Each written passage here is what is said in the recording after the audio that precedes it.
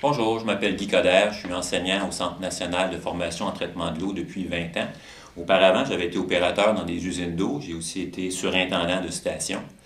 Il y a un an, au Centre national, où on a le mandat, nous, de former les futurs opérateurs des centrales d'eau potable au Québec, il y a un de mes étudiants qui m'a posé la question, qu'est-ce qui arriverait à une centrale d'eau dans le cas de déversement d'hydrocarbures dans un cours d'eau?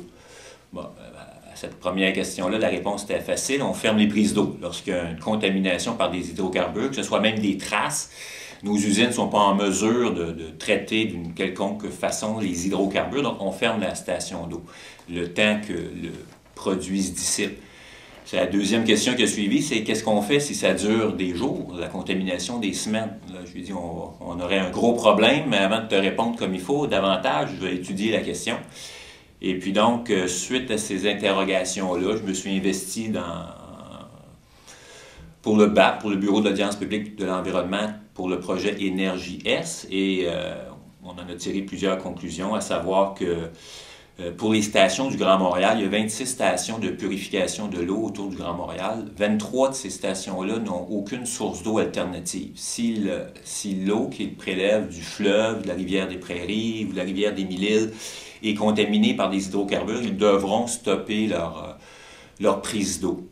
Et que, vu les grandes quantités d'eau qu'ils ont besoin, vu la distance des autres sources d'eau alternatives, d'un autre cours d'eau majeur autour, on a vite réalisé que pour la région métropolitaine de Montréal, ça pose un problème sérieux parce que ces usines-là ne seront pas en mesure de faire ce que d'autres villes qui ont été aux prises avec des déversements d'hydrocarbures, je pense entre autres en Saskatchewan cet été, la ville de Prince-Albert, la ville de North Battleford, Belfort aussi, qui ont été, leurs prises d'eau se sont vues fermées pendant 55 jours. Heureusement pour eux, ils ont été capables d'aller puiser l'eau de d'autres sources d'eau, de d'autres rivières. À Prince-Albert, ils sont allés puiser l'eau de la rivière Saskatchewan Sud à 30 km. À North Battleford, ils ont été chercher de l'eau par des conduites de surface jusqu'à la ville voisine. Ils ont pu pallier la situation en ayant recours à des prises d'eau alternatives. Mais ce qui fait de la particularité ici autour de Montréal, c'est que nos usines n'auront pas cette alternative-là en cas de déversement d'hydrocarbures. Donc, c'est un sujet majeur qui nous concerne beaucoup. Quand on sait surtout que les réserves d'eau, c'est seulement que de 16 heures pour les usines d'eau potable. Donc, dépasser ce délai, la population pourrait se voir privée d'eau. Donc, c'est une des circonstances dramatiques qui seraient à prévoir dans ce cas-là. Et que,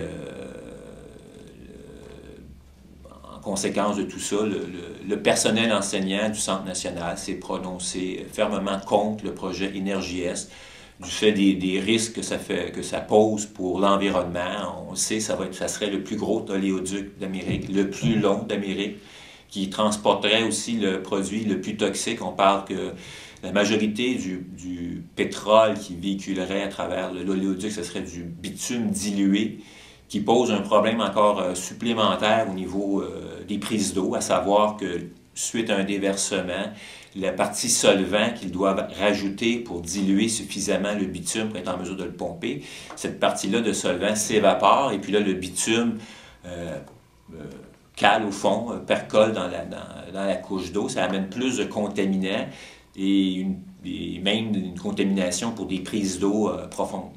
Donc, vu la nature du produit, vu l'immensité de l'oléoduc, comme je vous disais, le personnel du Centre national, dans le cadre du mémoire qu'ils ont déposé au Bureau d'audience publique sur l'environnement, recommande de rejeter le projet Énergie S. Il y a eu des événements récents ici aussi au Québec concernant la contamination de prises d'eau. On va se rappeler en janvier 2015, la crise de l'eau à Longueuil, en fait. Dans ce cas-là, il y avait eu une infime quantité de diesel qui avait réussi à s'infiltrer à travers une fissure dans le béton, avait contaminé la prise d'eau brute de la ville de Longueuil.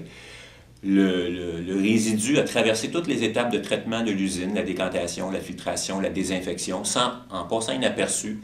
C'est rendu dans le réseau d'aqueduc, puis ce sont des résidents qui ont perçu, qui ont sonné l'alerte, si on veut. Et il y avait eu un avis de non-consommation qui avait duré quelques jours à Longueuil suite à cet événement-là, qui nous démontrait clairement qu'une usine d'eau, c'est pas c'est pas en mesure de traiter une quelconque trace d'hydrocarbures. Nos équipements ne nous permettent pas de l'éliminer correctement. Dans d'autres situations au Québec, on a vécu aussi la tragédie au lac Mégantic. Il y a eu 100 000 litres d'hydrocarbures qui s'est déversé dans le lac Mégantic, qui lui se jette dans la rivière Chaudière. Dans ce cas-là aussi, le déversement d'hydrocarbures a eu des conséquences graves pour les prises d'eau de 3 municipalités, à Saint-Georges-de-Beauce, à 80 km plus loin, à Sainte-Marie, puis à Lévis, à 160 km tout près du fleuve. Ces 3 usines-là ont dû fermer leur prise d'eau pendant 74 jours, vu la contamination dans la rivière Chaudière. Heureusement, dans les 3 situations, ils ont pu bénéficier d'une prise d'eau alternative. Ils sont allés chercher l'eau d'un autre point de service. À Saint-Georges, ils sont allés la chercher du lac Poulain. À Sainte-Marie, du lac Carter. Puis à Lévis, ils ont dû installer des conduites de surface pour aller puiser l'eau de la rivière Bocage. Somme toute, à distance proche de l'usine, les employés ont été capables, dans un temps record de quelques jours, de pallier la situation. Ici, dans la région métropolitaine, vu l'ampleur des besoins qu'on a en eau, ces solutions-là seront irréalistes, impensables. D'où l'idée d'un déversement d'hydrocarbures, les conséquences que ça pourrait avoir pour la population seraient catastrophiques.